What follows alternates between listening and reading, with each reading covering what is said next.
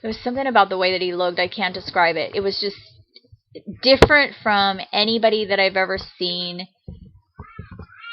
And I mean, you know, we've got a lot of attractive people in our world, but I mean, he was very attractive. He just looked distinctively different from. He looked more like the paintings you see of people that lived, you know, like hundreds of years ago. Like he looked like, he reminded me of the paintings you see of like ancient Europe and stuff, or like, you know, like the I don't know. I can't explain it. I just can't even explain it. But anyway, he walks past me, and it's just something about it, and I don't even know what it was, but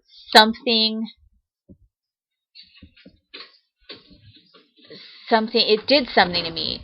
Well, then I kept seeing him around, and he was doing a play, because it turns out he was an actor, and he was a lot of stuff. He wasn't just an actor; he was an artist. He did everything. But I started seeing him around. But here's where the weirdness starts. You remember I told you about the time that I was sitting? I worked at a restaurant during that time in my life, and there was that one guy who wanted to do the CIA movie. Remember him? That guy remember when I was sitting in the bar of the restaurant that I worked at, and you know, I saw the alien autopsy came on the TV in there and weird stuff, and then it showed a video commercial of some supposed soccer player. Well, that was very weird, because that was the same guy that I had been seeing around campus, the same guy that I ended up dating later. But it was just very weird because, and actually I saw him on another commercial years later, and I kind of chalked it up to, oh, well, so what, he's an actor and he just didn't tell me that he was doing commercials, that's not a big deal. But let me just finish telling you the story, or it gets even weirder than that. Because, I mean, I wasn't living in Hollywood at the time. And, like, when you're living in Hollywood, that's not a big deal. That's just normal. But I wasn't living in Hollywood anymore. So it was it was just a little, you know, it was just a little weird.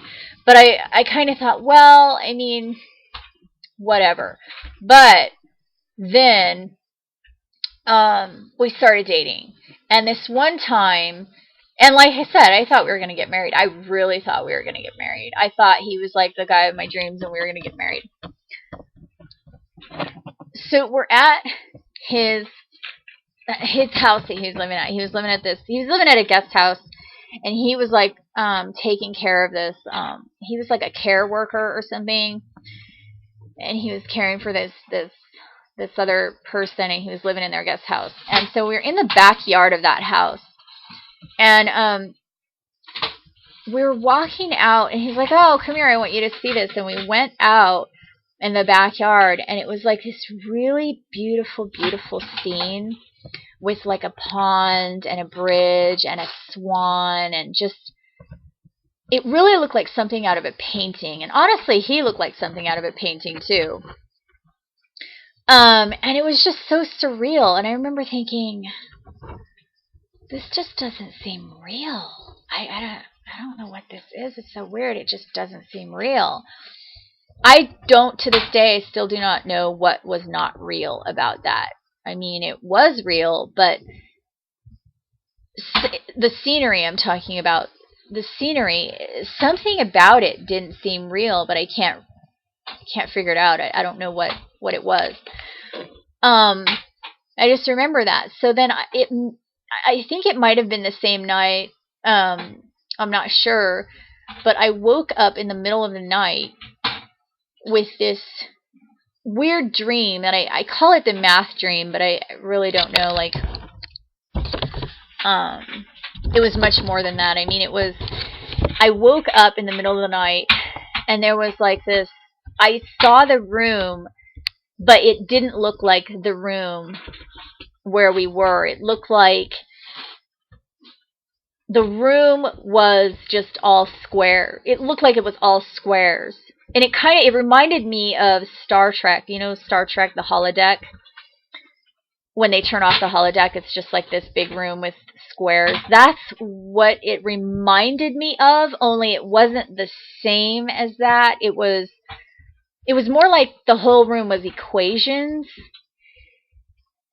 But that's not exactly it either. I don't know how to explain it. It was just really, it was just like I felt like I was in this other place, but I don't know where I was. Anyway, that was when I had felt like there was equations going through my head and something. Well, when we had gone up, the first time that we had gone to his house where he lived, the first time that we went there, and I say that because I don't remember this ever happening again. I only remember it happening the first time we went to his house. He was driving, and we went up this 75-degree angle hill highway, and it was a highway. It was a paved highway, but that's just not possible. And I knew it wasn't possible. And we're going up this like 75-degree angle, and I was freaking out because I just knew that there's no such thing as a 75-degree angle highway hill. You know what I mean? 75-degree angle, incline, whatever. It's just, you can't do that in a vehicle. But we were doing it somehow, and that was kind of like my first indication that, you know, there's something really weird going on here. Like, this isn't normal. And that may have been the same night as the dream. I don't even know. But the other thing is, when he helped me move, I moved out of my guest house into an apartment, and he helped me move, and I had all this really heavy furniture. I had like this couch that had a hide-a-bed in it, you know, and I had like this big oak desk, and the furniture that I had was really, it was old. It was really old, so it was really heavy. Hold on. Okay. And, you know, I lived in this yard, and I had gone over to my landlord to talk to her and tell her that I was going, and that we were moving out, you know, and all that.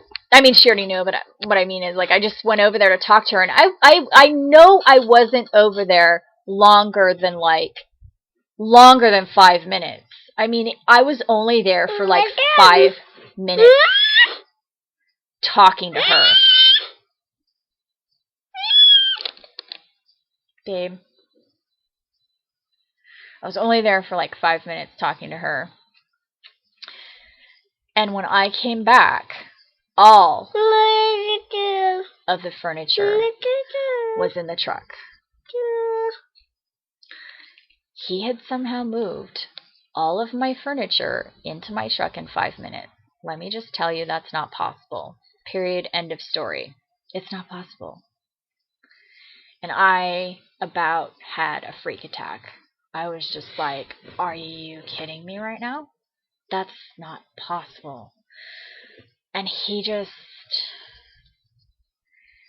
acted like it was totally normal, but it wasn't. It was so weird.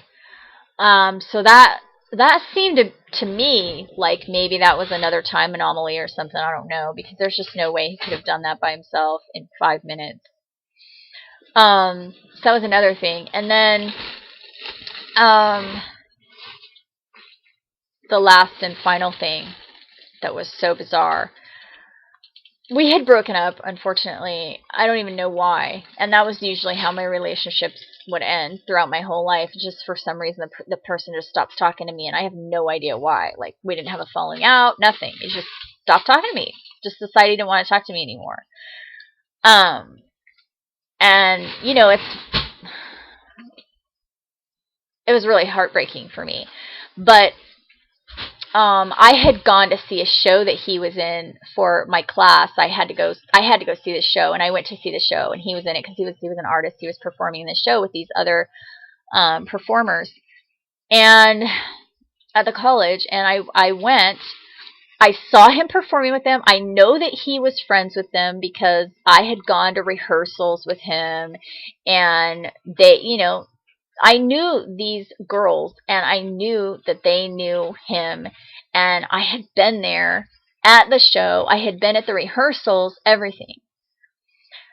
So months and months later, I ran into those girls that had done the show with him and that had been in rehearsal with him for months before the show.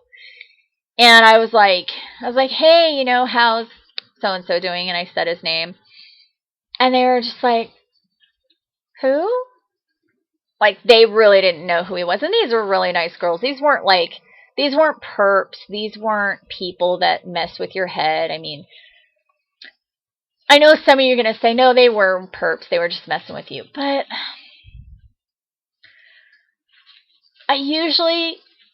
perps have a certain thing about them. And you know what I'm talking about.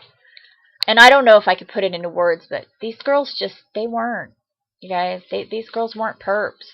They were not perping me. They truly did not know who I was talking about. They were being sincere. They did not know who I was talking about. And so, but they were really trying to help me. They were like, who are you talking about? So-and-so? Are you talking about the guy with the da-da-da-da? And they're describing, and I'm like, no, not him. And we were like going back and forth having this conversation for, like 15 minutes or something. Just random walking by at school. Hey, how you doing? How's so-and-so? And we ended up going back and forth for like 15, 20 minutes, something, trying to figure out how come they didn't know who I was talking about. And they were like, oh, you mean like 2 years ago? And I'm like, no, I mean 6 months ago or whatever it was. They didn't know who he was. They didn't know him by his name. They didn't know him by his appearance.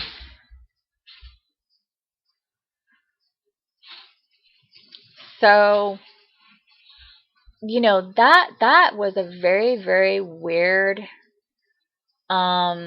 experience that I had. And so that's one of the things that I wanted to tell you guys about. Okay, another thing that I wanted to tell you is I had left Hollywood, and then I moved back to Hollywood later on. And the second time that I moved back to Hollywood, really weird stuff started happening again, and I ended up leaving again, and I ended up being homeless again, and I was living out of this hotel, I was living out of like a weekly hotel, because I was, the gang stalking was starting and all that stuff. It just happens everywhere I go. So anyway, I'm in this hotel, this weekly hotel, and I paid with cash. I left the state of California and went and was in another state living in a weekly hotel. I had paid with cash. And so I didn't use my credit card. I had not used the hotel phone to call anybody. Although, I probably was using my cell phone, though, at that time. But I got a voicemail on my hotel phone in my hotel room that was a recording of me in my apartment in Hollywood.